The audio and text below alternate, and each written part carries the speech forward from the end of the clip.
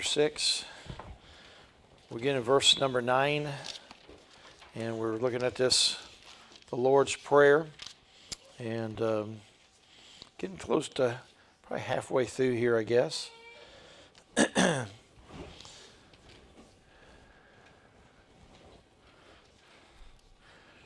Oh, I'm full. Oh. We got the same thing, Pastor. I'm full too. Are you full too? Yeah, we. No, I'll do it. I'll be all right. If I just can begin here, I'll get rolling here. It'll be fine.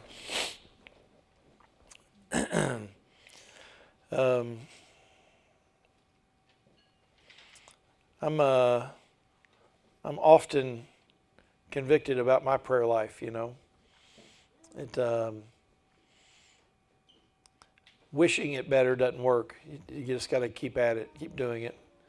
And I think this is the kind of thing that, as you're in it, God will help it to be better. Stay teachable, you know. Just keep laboring in it, and allow God to direct and move your mind. And so He's helping us here. And just a study of this, it's helped me to think about my prayer life differently, how I need to be more purposeful in the things that I say. It says in here in verse number 9, it says, "After this manner, therefore, pray ye, Our Father, which art in heaven, hallowed be thy name. Thy kingdom come, thy will be done in earth as it is in heaven. Give us this day our daily bread, and forgive us our debts as we forgive our debtors, and lead us not into temptation, but deliver us from evil. For thine is the kingdom, and the power, and the glory forever. Amen." So we see this relationship, how we get to pray, because He is our Father. There's a family relationship. The honor that is due His name. Hallowed be thy name. I skipped over, which art in heaven. God's dwelling place is His abode. We know He's everywhere present, but there is this place that He's pulling us to in eternity. Thy kingdom come, that it is approaching. Thy will be done in earth. This desire that we have for our will to align with His. And there's such a resistance in us at times, this rebel spirit, that it doesn't matter sometimes what He asks us to do. It's just that He asked us to do it, and we bow up against that. And I don't know that we say in our spirit, nobody's going to tell me what to do, but we live that way. And so thy will be done in earth, in us, as it is in heaven. And so those are big, huge, I mean, we've not even touched really the tip of the iceberg of those phrases, the meanings of those things.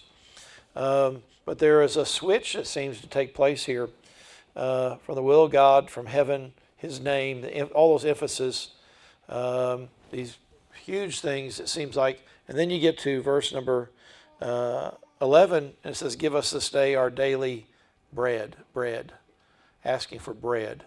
So you're out here with all these other things, and then we come back to earth, it seems like, with bread.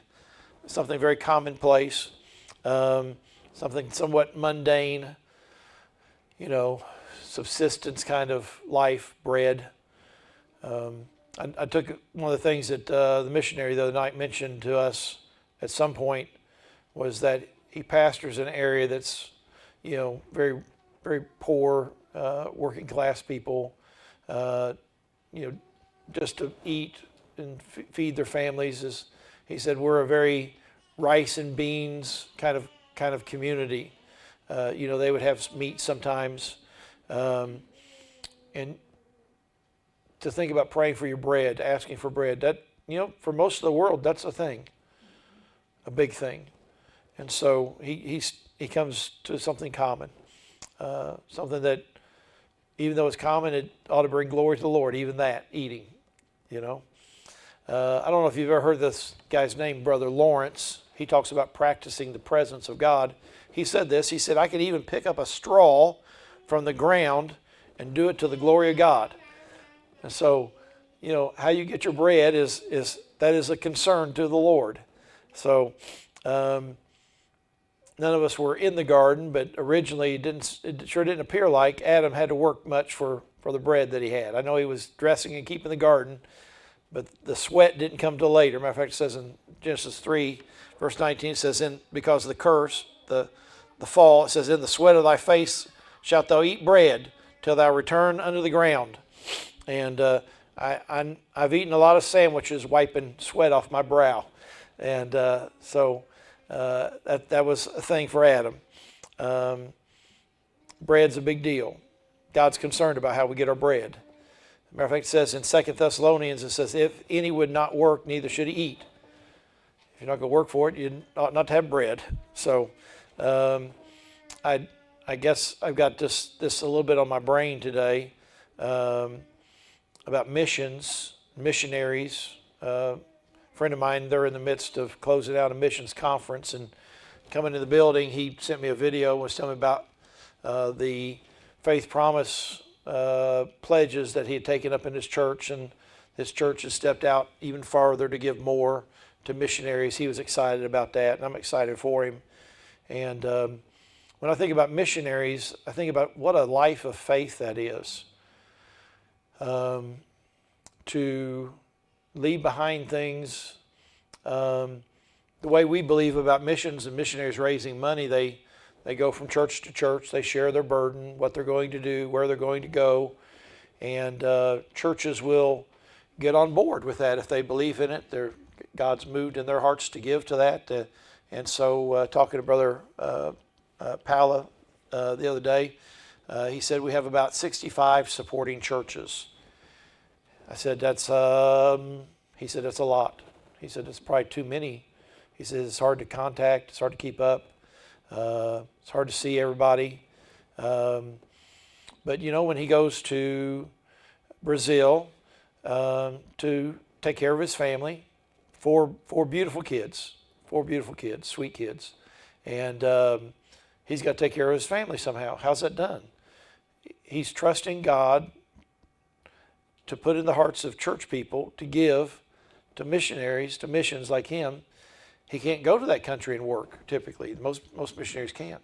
So it's really a great walk of faith to trust that to come about.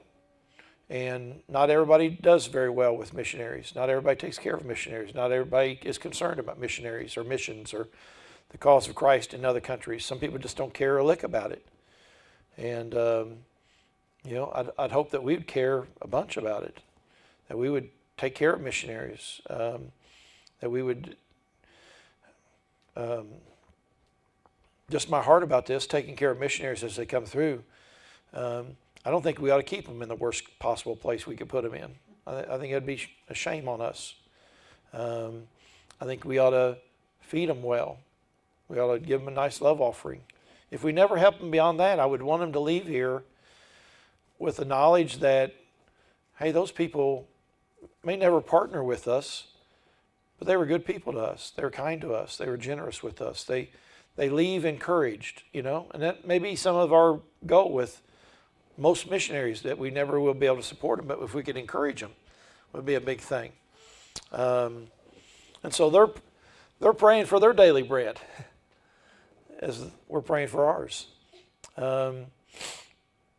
I don't know what made me think about this today, and I will never tell you the place. And I tell my wife to never tell you the place, but there was a time that we were raised in support, and literally just at the mercy of the Lord, really, as far as our care. We were in a missions conference, and it just so happened we could actually be a part of it from our home. And we opened our home up to a missionary family for a whole week, and a bunch of kids, and and that was fine. We enjoyed that, but it was a lot to take care of their meals through the day, and the church fed them, I think, one meal a night. And those kids, every morning, the kids got up hungry, real hungry. I don't really eat breakfast in the morning, but they did. And they wanted to know where breakfast was at. And no doubt upstairs praying for their daily bread from the Joneses. And through the course of the week, you know, when you get invited to a missions conference, you know, I mean, there is a thought of some financial help that goes with that to get there, to stay there. You're giving up a certain measure of your time, and it's the only right thing to take care of you. And so in the course of the week, we were told that somebody had given some extra money for all the missionaries to go shopping, which is kind of cool. And so I think she was given money. I think we both got $100 maybe. And so we take this extra money. I think they took the guys to Bass Pro, and I don't know where they took the ladies to, but so I'm looking at where I'm going to spend my money, and get down to the end of the week, and it's time to leave. About the time where most churches will be passing out checks, you know, for the missionary to be there during the week, and nothing. The pastor goes home. They're locking the building up. All the missionaries are like looking around. That was it. Nothing. People, not us so much, although we'd taken care of a family all week, but there are people that had traveled hundreds of miles to be there. And the special money they were given to go shopping with was the only money they got all week. They'd given, some of them given up 6 and 7 days out of their schedule. And I walked away from that and I thought, what in the world? And I know every one of those missionaries would say, God's taking care of us. We're not bitter. We're not angry about that. But I pray to God that we would always do right with helping other people to eat and to be able to have a place to stay if we could do that, all those things. And so I think there's something here in this prayer, give us this day our daily bread. I'll get it out. I think there's something there that goes beyond just us praying for ourselves, don't you think? I think there's a broader thing to that. I think we ought to pray. We've got missionaries that we ought to be praying, God, take care of these folks. And there are limits and things that we can do and can't do. God, take care of them. We can't take care of everybody. You know, we want to feed students. We want to put clothes on the backs of kids. That's a lot. And God's got to do it. God's got to help with that. Give us the wherewithal, Lord. Feed us, Lord, but help us to feed others. Lord, clothe us, help us to clothe other people. Lord, you do your part. You know, God's given us all these natural resources. We live in an amazing world. I don't know if you ever thought about that. God's given us so much.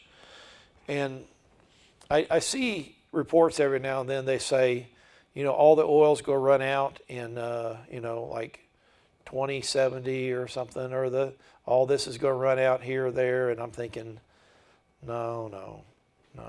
You don't understand this. This is God's world, God's economy. There's probably oil that we've not even found yet. We're not going to run out before this is all done. And these resources that God's given us, they're given from Him. It says in James chapter 1, verse 17, it says, every good gift and every perfect gift is from above and cometh down from the Father of lights. And so God says, you need this. I know you need clothes. I know you need a house. I know you need this and this and this and this and this. And you look around in our world and there's this and there's that. All the things that we need are here, given by God. And they're things that a church needs. And God's going to give us the resources to do what He calls us to do.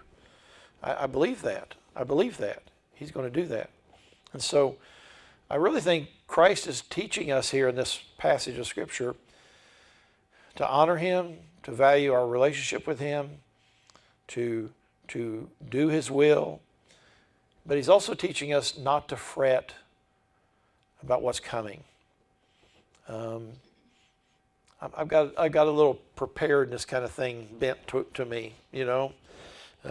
Put back some extra ramen noodles and some Denny Moore beef stew, and I'm good, I've added toilet paper to that list after the pandemic and all that kind of stuff. But look, I don't think God's wanting us to sweat it in the sense that we're worried, fretting, anxious. We need to trust Him. It says in Matthew 6:33, it says, "But seek ye first the kingdom of God and His righteousness, and all these things, even your daily bread, shall be added unto you." We got to seek Him. What will alleviate the anxiety is if we seek Him, He's promised to take care of us. And so we're asking with humility. We're asking with gratefulness. We're about to enter the grateful season, Thanksgiving season. And I like that.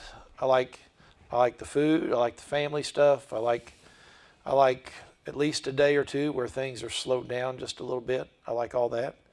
And it's a great reminder that everything comes from His hand. Everything that I need is there. You need it, I'll give it to you. And He has done it over the course of my life. I've seen it. So I'm humbled by that. Some people are so proud, they're not going to be humble. They're going to resist God, and He's going to resist them.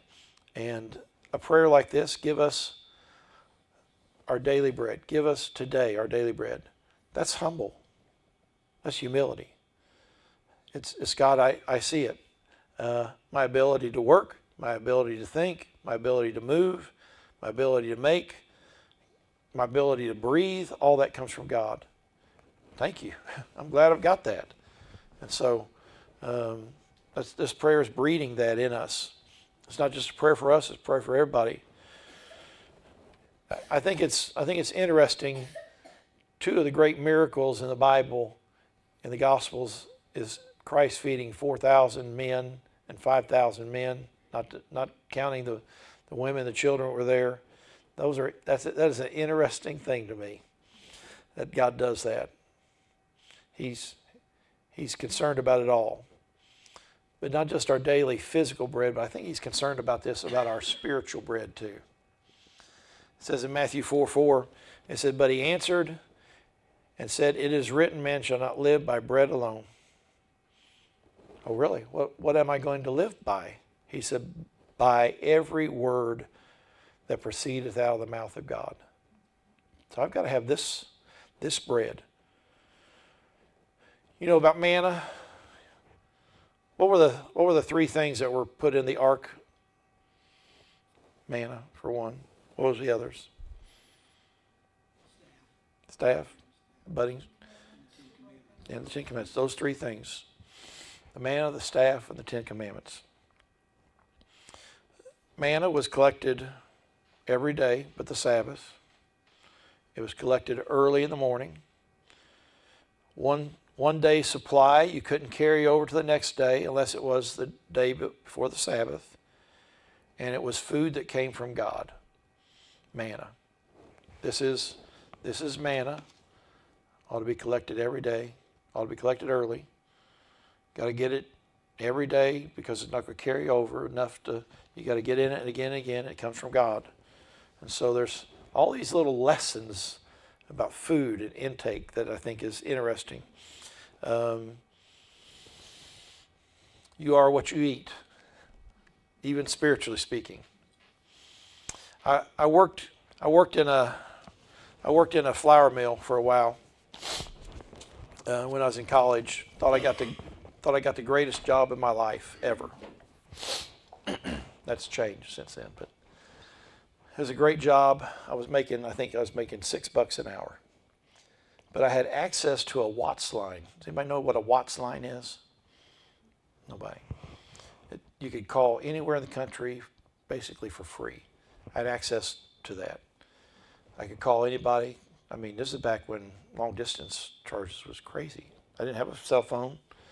And so I could call home, I could call friends. It was awesome. So I worked cleaning the office. And then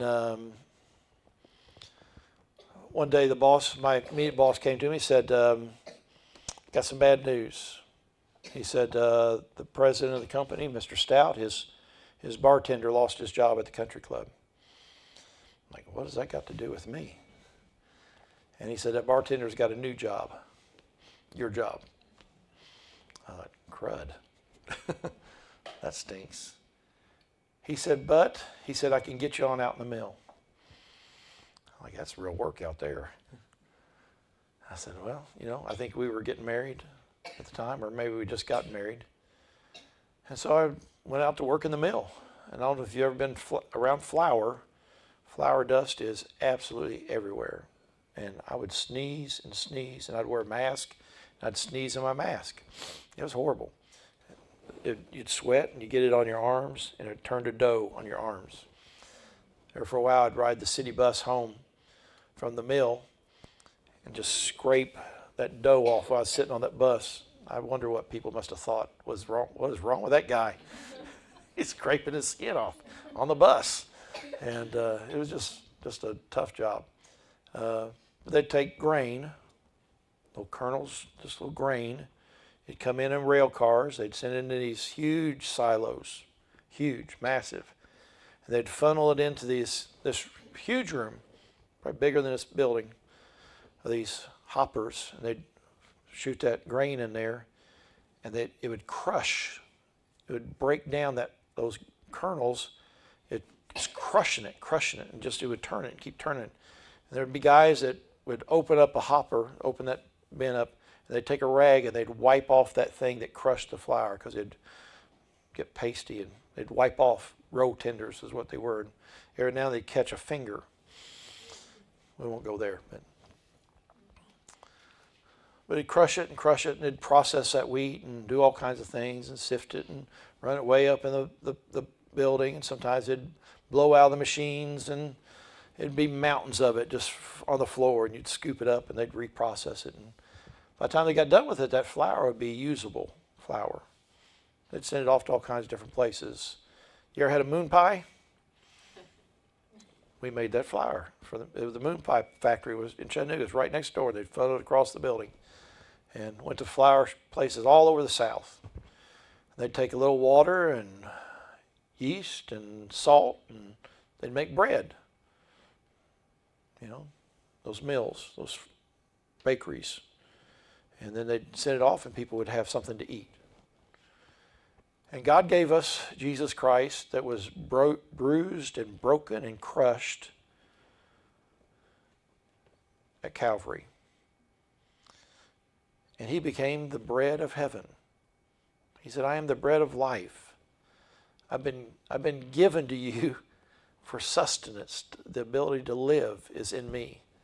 And I think about that picture of that wheat that was crushed and how Christ was crushed for me, to make something for me, for me to be able to live. And I'm glad things are crushed, like that, for us to live. He was crushed, bruised, broken.